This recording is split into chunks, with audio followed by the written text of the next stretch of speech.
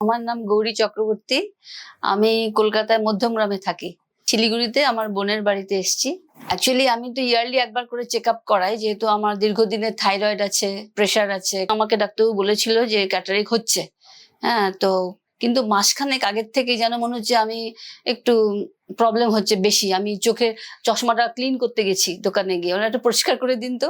তারপরে রাস্তা ক্রস করতে অসুবিধা হচ্ছে, তো একটু প্রবলেম হচ্ছিল। তখন ভাবলাম যে না, এবার আমাকে ডিসিশন নিতেই হবে। তাই আমি শিলিগুড়ি এলাম। এখানে এসে আমি অনেকের মুখে শুনেছি, আমার বোন হলো একটা স্কুল চালায়, তো তার অনেক কলিগ আছে যাদের কিনা মা বাবা, তারপরে শ্বশুর শাশুড়ি সবাই এইখানেই অপারেশন করিয়েছেন।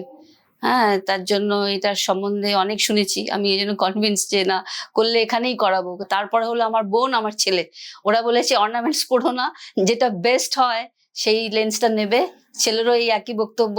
একটু তো ভয় ছিলই, কারণ যেহেতু আমার ফার্স্ট টাইম। আর বাবাকে দেখেছি, বাবা তো অনেক বছর আগে তখন যখন মোটা চশমা পড়তো ওই সবের গল্প শুনেছি, দেখেছি। এরপরে আমার ফ্যামিলিতে এরকম, ইভেন আমার হাজবেন্ডেরও হয়নি। একটু ভয় ছিলই, কিন্তু দেখলাম যে খুব হাইজিনটা মেনটেন করছে। ওটার জন্য আমার আরো ভালো লাগলো যে পুরো ড্রেস চেঞ্জ করে এই করে নে করে তারপরে পরপর স্টেপ বাই স্টেপ যেগুলো ছিল খুবই ভালো লেগেছে। আর তারপরে ওদের যে আবার পরে যে একটু চা দেওয়া, অপারেশনের পরে আবার একটু একটু খাওয়া দাওয়া দেওয়া, ওটাও একটা এক্সট্রা বেনিফিট, এক্সট্রা ভালো লেগেছে। ডাক্তারবাবুর তো তুলনা নেই, হাসি মুখ, খুব ভালো কথাবার্তা, তাতেই যেন মনটা অনেক ভালো হয়ে গেছে। আমি খুবই স্যাটিসফাই এবং হ্যাপি।